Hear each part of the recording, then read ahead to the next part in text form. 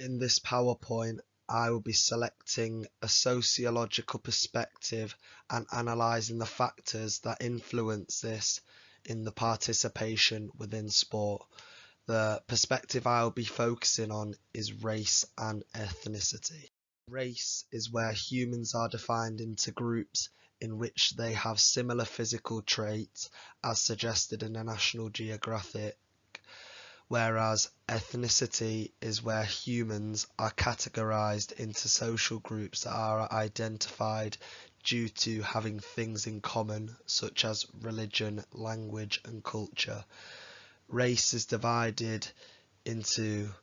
some specific physical traits that all members of the group must have, whereas ethnicity is different nationality and cultural traditions.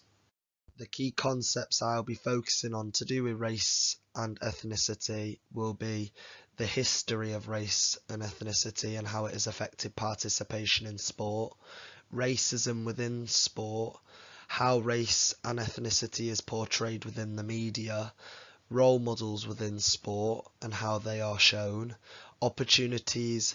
that different social groups have for participation within sport, and the change that needs to be done to stop race or ethnicity being a factor in the prevention of participation within sport. This slide will be focusing on the history of race and ethnicity and how it has affected participation within sport. Sport is nowadays seen as a less overtly racist compared to how it was in the past. However, there are still norms in which are being deflected away from, which shows how specific race and ethnicity groups are being given less opportunities for participation within sport, as shown in Jones's The Establishment book. Sport was very much seen as an invisible centre of whiteness. However, especially when it came to elite level sport, people of different race or ethnicity were given less opportunities to compete. This has not only affected participation at a higher level, but many sports at lower level for people of different race are not being given the opportunity to take part in. White privilege is still very much relevant nowadays, but in the past this was even more of an issue, with many people not being given chances to participate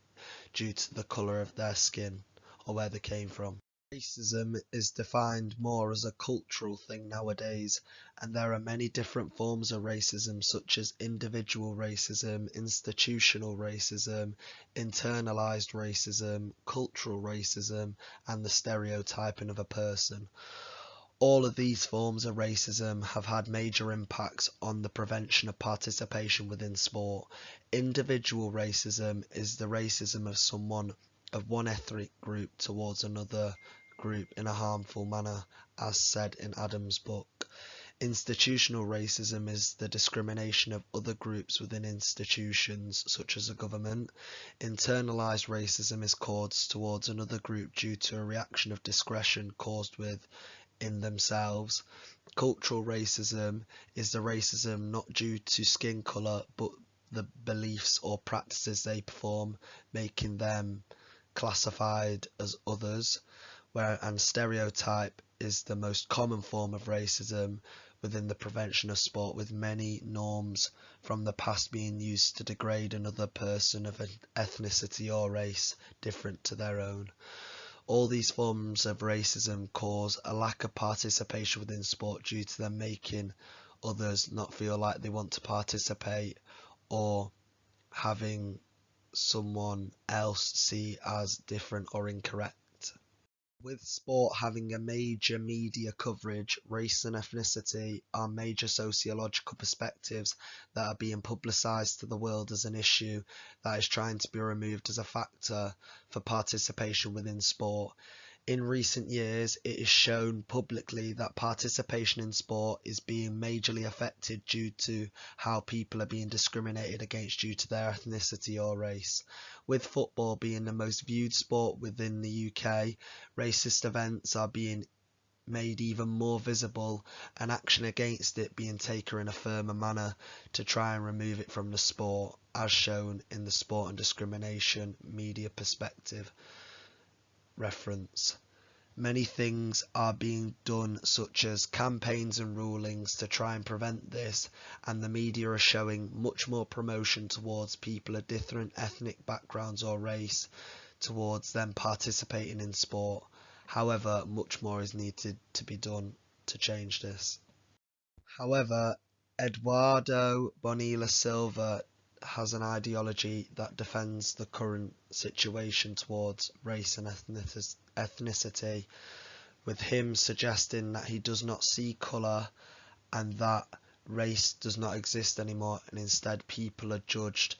to do with themselves and what they believe in.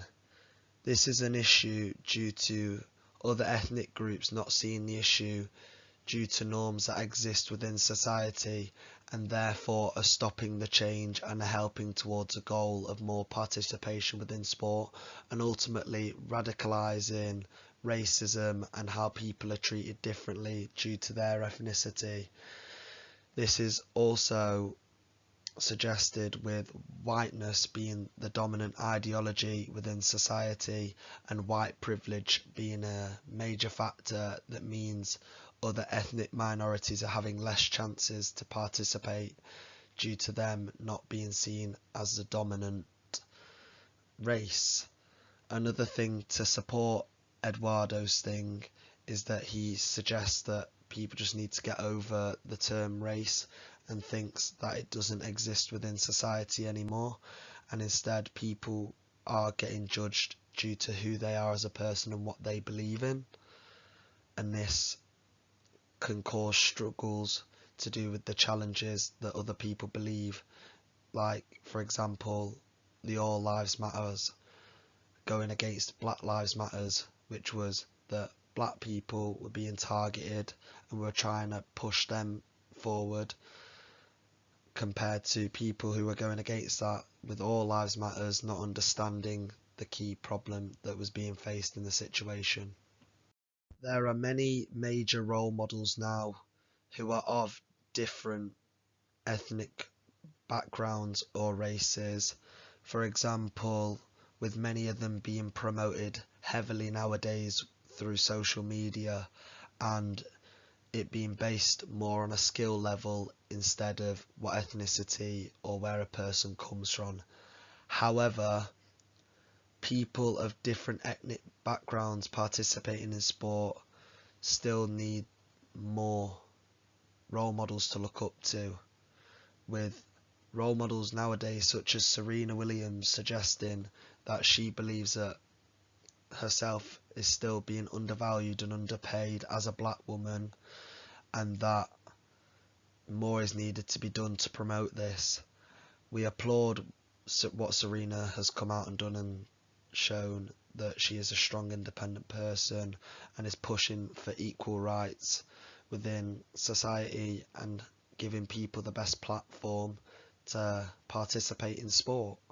And we need more role models like Serena Williams to come out and do that,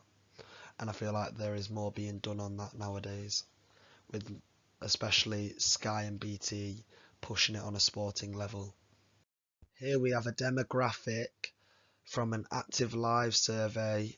on the Sport England website showing the participation levels of social groups after the global pandemic that was caused, and it shows a decrease especially in ethnic groups such as Asian, Chinese, Black, in participating in exercise of 150 hours per week. This is worrying as it's a massive decline, and we need to push for more people to participate in sport and exercise, and the best way of wanting to participate in sport is through having a good physical lifestyle and participating in exercise more often. It shows a worrying decrease, especially in Asians, from the November 2018 to 2019 to November 2020 to 21, with a decrease of 4% and a massive drop off, which is worrying. The race and ethnicity of an individual has always had impacts on participation of sport, whether it be due to the norms